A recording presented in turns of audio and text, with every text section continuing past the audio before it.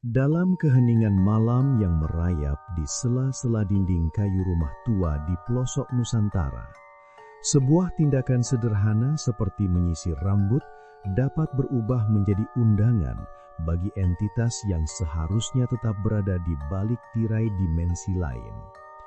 Masyarakat modern mungkin menganggap larangan menyisir rambut di tempat gelap atau di depan cermin saat tengah malam hanyalah sekadar dongeng pengantar tidur untuk anak-anak agar tidak begadang. Namun bagi para peneliti okultisme dan sejarawan mistis, ini adalah residu dari sebuah protokol keselamatan spiritual yang telah berusia berabad-abad. Bayangkan, Anda berdiri di depan sebuah cermin perunggu kuno atau kaca raksa era kolonial, hanya diterangi oleh seberkas cahaya bulan yang menembus celah ventilasi, dan saat gigi-gigi sisir menyentuh helai demi helai rambut Anda, suasana seketika menjadi berat seolah-olah udara di sekitar Anda membeku. Ada sebuah frekuensi yang tercipta dari gesekan statis rambut, sebuah energi yang dalam naskah-naskah kuno disebut sebagai pemanggil penunggu bayangan yang haus akan vitalitas manusia. Mengapa tindakan yang begitu personal dan intim ini dianggap sebagai ancaman bagi keselamatan jiwa? Apakah benar ada sesuatu yang menanti di balik pantulan yang tidak sinkron? Ataukah ini hanyalah manifestasi dari ketakutan kolektif bangsa kita terhadap kegelapan yang tak terlukiskan oleh logika modern? Pertanyaan-pertanyaan ini membawa kita masuk lebih dalam ke dalam labirin sejarah yang menghubungkan estetika tubuh dengan kengerian yang tak terlukiskan, sebuah kronologi kelam yang dimulai jauh sebelum lampu listrik pertama kali dinyalakan di tanah Jawa. Akar sejarah dari pamali ini dapat ditelusuri kembali ke era kerajaan Mataram Islam dan bahkan lebih jauh ke masa animisme dinamisme, di mana rambut dianggap bukan sekadar mahkota kepala, melainkan wadah utama bagi semangat atau energi hidup seseorang yang dikenal dengan istilah mana. Dalam tradisi Jawa kuno, rambut dipercaya memiliki koneksi langsung dengan ubun-ubun, pintu masuk dan keluar roh, sehingga setiap perlakuan terhadap rambut harus dilakukan dengan ritual dan batasan yang ketat. Menyisir rambut di tempat gelap dianggap sebagai tindakan jarak atau menantang kekuatan alam bawah, karena kegelapan adalah domain dari para lelembut dan jin yang memiliki ketertarikan khusus pada benda-benda yang mengandung sisa energi biologis manusia.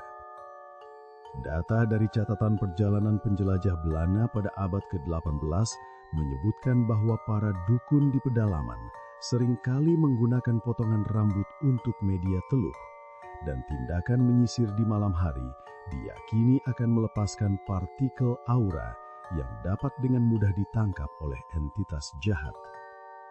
Bagi masyarakat Nusantara pada masa itu, rambut yang terlepas saat disisir dalam kegelapan adalah sebuah kebocoran benteng gaib yang bisa berakibat pada hilangnya kewarasan atau bahkan kematian mendadak yang tak dapat dijelaskan secara medis. Logika sejarah ini memberikan pondasi kuat mengapa tabu ini terus dipertahankan. Ia adalah bentuk perlindungan diri terhadap pencurian energi spiritual yang sangat nyata bagi mereka yang hidup berdampingan dengan alam gaib. Eskalasi mitos ini mencapai puncaknya pada periode kolonial akhir, tepatnya sekitar tahun 1890-an hingga 1920-an, ketika penggunaan cermin kaca mulai merata di kalangan bangsawan pribumi dan tuan tanah Belanda. Cermin yang secara simbolis dianggap sebagai pintu gerbang atau portal antara dunia nyata dan dunia bayangan, the other side, memberikan dimensi baru pada ketakutan akan menyisir rambut di malam hari. Munculnya narasi tentang sosok perempuan di belakang pundak mulai menghiasi laporan-laporan lisan di berbagai keresidenan, di mana para pelayan rumah tangga seringkali ditemukan dalam keadaan trauma setelah menyaksikan pantulan yang tidak seharusnya di dalam kaca kamar majikan mereka. Mitos ini kemudian bermutasi menjadi peringatan tentang munculnya kuntilanak atau sundel bolong, entitas yang dalam legenda urban sering digambarkan sedang menyisir rambut panjangnya yang kusut di bawah pohon Kamboja atau di sudut ruangan gelap. Seiring berjalannya waktu, pamali ini tidak lagi hanya tentang keamanan rambut, melainkan tentang pertemuan yang tak disengaja dengan penghuni dimensi lain yang merasa terpanggil oleh ritual menyisir tersebut. Di tahun 1930-an, surat kabar lokal mulai memuat kisah-kisah tentang penyakit misterius yang menyerang para perempuan muda yang gemar bersolek di malam hari, memperkuat stigma bahwa ada harga yang harus dibayar bagi mereka yang berani melanggar batas antara waktu istirahat manusia dan waktu aktif para makhluk tak kasat mata. Salah satu tragedi ikonik yang sering dikutip dalam arsip mistis Nusantara adalah peristiwa hilangnya Nyai Suminar pada tahun 1922 di sebuah perkebunan teh di daerah Priangan, Jawa Barat.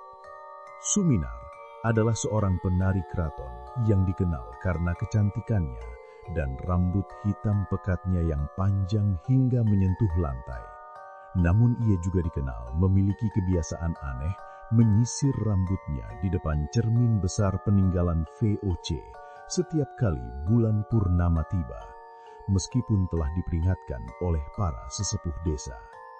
Suatu malam, suara sisir yang beradu dengan rambut Suminar terdengar begitu ritmis dan mencekam dari dalam kamarnya. Namun ketika pintu didobrak karena kecurigaan yang mendalam, ruangan itu ditemukan kosong tanpa jejak perjuangan, hanya menyisakan sisir gading yang patah menjadi dua, dan segumpal rambut panjang yang masih menempel di bingkai cermin. Kesaksian dari seorang pelayan yang sempat mengintip dari lubang kunci menyatakan bahwa ia melihat bayangan Suminar di dalam cermin terus menyisir rambutnya dengan gerakan yang sangat cepat, sementara tubuh asli Suminar di dunia nyata tampak membeku dengan mata yang memutih total.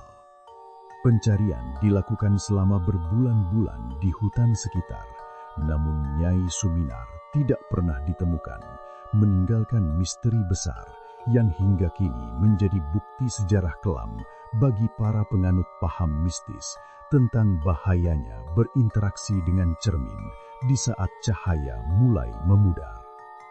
Tragedi ini bukan satu-satunya, karena catatan serupa ditemukan di pesisir utara Jawa dan pedalaman Sumatera, menciptakan pola yang konsisten tentang bagaimana sebuah tindakan sepele bisa berakhir pada penghapusan eksistensi seseorang dari dunia nyata. Kesimpulan dari fenomena ini membawa kita pada teori psikospiritual yang mendalam. Mengapa teror ini tidak pernah benar-benar berakhir meski kita kini hidup di era digital yang serba terang? Secara ilmiah, fenomena ini sering dikaitkan dengan Troxler's fading atau efek halusinasi pada mata saat menatap cermin dalam pencahayaan redup. Namun, bagi para archivist of Nusantara Dread, penjelasan itu terlalu dangkal untuk menutupi kenyataan bahwa ada memori seluler dalam rambut manusia yang merespons frekuensi tertentu di malam hari. Tabu menyisir rambut di tempat gelap adalah sebuah pengingat bahwa kita bukanlah satu-satunya penghuni di ruang yang kita tempati, dan bahwa ada hukum-hukum alam kuno yang tidak bisa dihapus oleh kemajuan teknologi. Rambut adalah antena spiritual, dan cermin adalah jendela yang tidak memiliki kunci. Ketika keduanya bertemu dalam kegelapan, Anda sebenarnya sedang melakukan sebuah pemanggilan tanpa sadar yang membuka akses bagi sesuatu untuk menyeberang. Mungkin saat Anda menyisir rambut malam ini dan merasa ada embusan angin dingin di tengkuk Anda, itu bukanlah sekadar imajinasi, melainkan sebuah peringatan terakhir bahwa bayangan Anda di dalam kaca sedang menunggu waktu yang tepat untuk bertukar posisi. Apakah Anda cukup berani untuk terus menatap pantulan itu saat lampu mulai berkedip dan padam? Ataukah Anda akan memilih untuk meletakkan sisir itu dan kembali ke dalam pelukan cahaya yang aman? Teror ini akan tetap ada, bersembunyi di balik helai rambut dan permukaan kaca, menunggu setiap jiwa yang cukup ceroboh untuk mengabaikan warisan peringatan dari para leluhur kita. Ikuti terus cerita lainnya, hanya di Mistik Nusa.